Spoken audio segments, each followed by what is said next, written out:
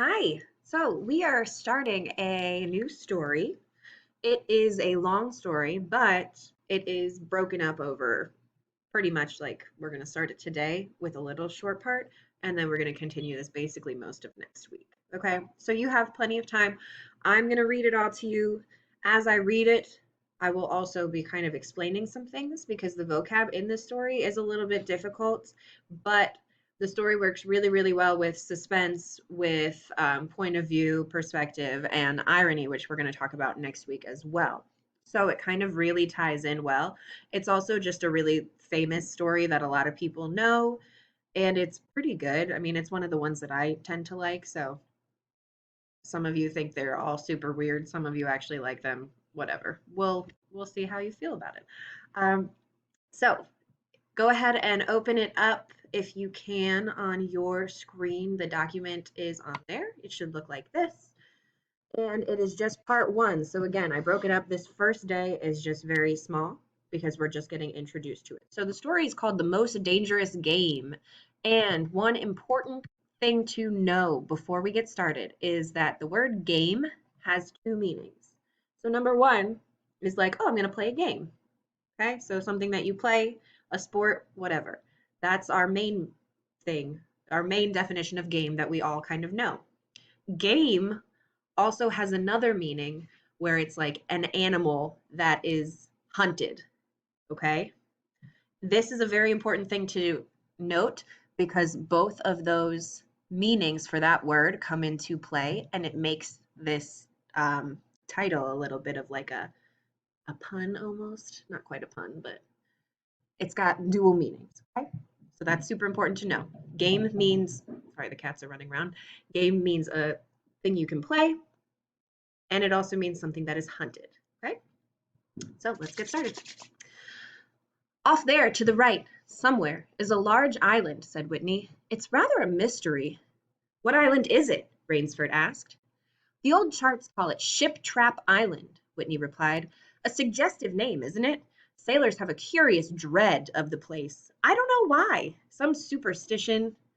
Can't see it, remarked Rainsford, trying to peer through the dank tropical night that was palpable as it pressed its thick, warm blackness in upon the yacht. So that's how they're describing the climate. They're saying it's like really like humid and dank and warm and thick. Like when we go outside in St. Louis in the middle of the summer and it feels like you're walking into a cloud. You've good eyes, said Whitney with a laugh, and I've seen you pick off a moose moving in the brown fall bush at 400 yards, but even you can't see 4 miles or so through a moonless Caribbean night. Nor 4 yards, admitted Rainsford. Ugh, it's like moist black velvet. What a gross description. It will be light enough in Rio, promised Whitney. We should make it in a few days. I hope the Jaguar guns have come in from Purdy's. We should have some good hunting up the Amazon. Great sport, hunting. The best sport in the world, agreed Rainsford. For the hunter, amended Whitney, but not for the jaguar. Don't talk rot, Whitney, said Rainsford. You're a big game hunter, not a philosopher. Who cares how a jaguar feels? Perhaps the jaguar does, observed Whitney. Bah, they've no understanding. Even so, I rather think they understand one thing, fear. The fear of pain and the fear of death.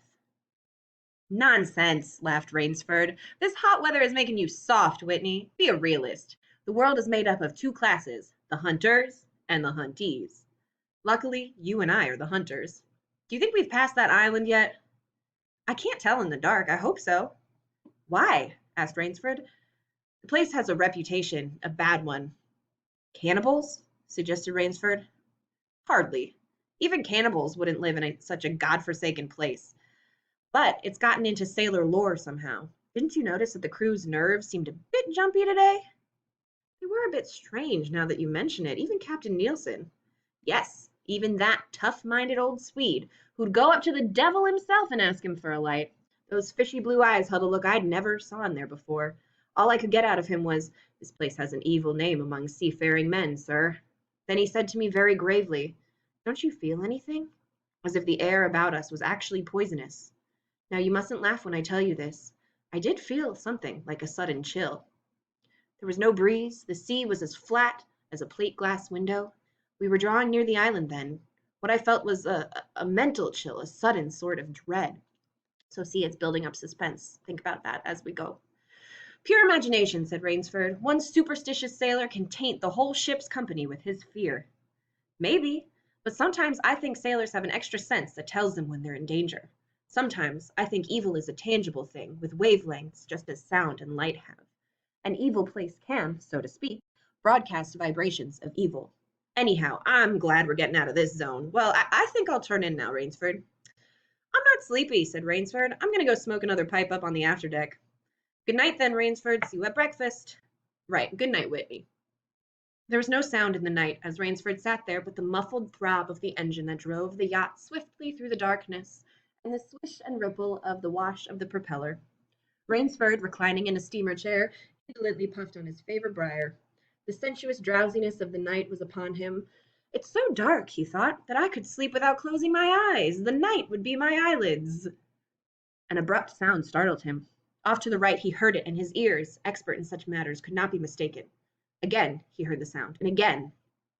Somewhere, off in the blackness, someone had fired a gun 3 times. Rainsford sprang up and moved quickly to the rail, mystified. He strained his eyes in the direction from which the reports had come, but it was like trying to see through a blanket. He leaped up on the rail and balanced himself there to get greater elevation. His pipe, striking a rope, was knocked from his mouth. He lunged for it. A short, hoarse cry came from his lips as he realized he had reached too far and lost his balance. Ah! The cry was pinched off short as the blood-warm waters of the Caribbean Sea dozed over his head. He struggled up to the surface and tried to cry out, but the wash from the speeding yacht slapped him in the face, and the salt water in his open mouth made him gag and strangle. So he's in the water right now going, oh! Desperately, he struck out with long, strong strokes after the receding lights of the yacht, but he stopped before he had swum 50 feet. A certain cool-headedness had come to him. It was not the first time he had been in a tight place. There was a chance that his cries could be heard by someone aboard the yacht, but that chance was slender and grew more slender as the yacht raced on. He wrestled himself out of his clothes and shouted with all his power. The lights of the yacht became faint and ever-vanishing fireflies, then they were blotted out entirely by the night. So now he's just there alone. Rainsford remembered the shots. They had come from the right, and doggedly he swam in that direction, swimming with slow, deliberate strokes, conserving his strength. For a seemingly endless time he fought the sea. He began to count his strokes. He could do possibly 100 more, and then Rainsford heard a sound. It came out of the darkness, a high, screaming sound, the sound of an animal in an extremity of anguish and terror. So an animal in like, ah! He did not recognize the animal that made the sound. He did not try to. With fresh vitality, he swam toward the sound. He heard it again. Then it was cut short by another noise, crisp, staccato. Pistol shot, muttered Rainsford, swimming on. 10 minutes of determined effort brought another sound to his ears, the most welcome he had ever heard. The muttering and growling of the sea breaking on a rocky shore. He was almost on the rocks before he saw them. On a night less calm, he would have been shattered against them. With his remaining strength, he dragged himself from the swirling waters. Jagged crags appeared to jut up into the opaqueness. He forced himself upward, hand over hand. Gasping, his hands raw, he reached a flat place at the top. Dense jungle came down to the very edge of the cliffs. What perils that tangle of trees and underbrush might hold for him did not concern Rainsford just then. All he knew was he was safe from his enemy, the sea, and the utter weariness was upon him. He flung himself down on the jungle edge and tumbled headlong into the deepest sleep of his life. So he's made it to this island. Woo woo! When he opened his eyes, he knew from the position of the sun that it was late in the afternoon. Sleep had given him a new vigor. A sharp hunger was picking at him. He looked about him almost cheerfully. Where there are pistol shots, there are men, and where there are men, there is food, he thought. But what kind of men, he wondered, in so forbidding a place? An unbroken front of snarled and ragged jungle fringed the shore. He saw no sign of a trail through the closely knit web of weeds and trees. It was easier to go along the shore, and Rainsford floundered along by the water. Not far from where he landed, he stopped. Some wounded thing, by the evidence a large animal, had thrashed about in the underbrush. The jungle weeds were crushed down, and the moss was lacerated. One patch of weeds was stained crimson. Okay, so that's our first part for today. Your exit slip will be about this. So we have Rainsford. He was on a yacht. He was going down to Rio to do some hunting of jaguars. Suddenly he got tossed off, and now he's on this island. And while he was swimming in the sea, he heard pistol shots and a horrible screaming of some big animal. Okay, so now he's on this island. He doesn't know what's going on, but he's going to go look for these people so that he can get food. Okay, go ahead, do your exit slip. We will continue this story next week. It gets very intense, and I'm very excited. Great.